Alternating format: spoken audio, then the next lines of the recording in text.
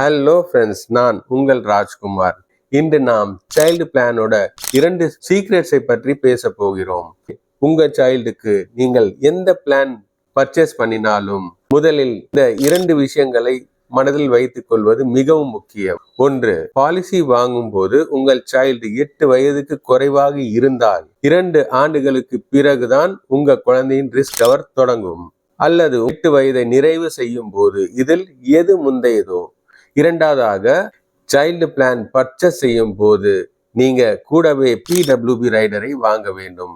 ஏன்னா இந்த ரைடர் எடுத்துக்கொள்வதன் மூலம் பாலிசி செயல்பாட்டின் போது பாலிசி ப்ரப்போசருக்கு ஏதேனும் அசம்பாவிதம் நடந்தால் LIC பொறுப்பாகும்.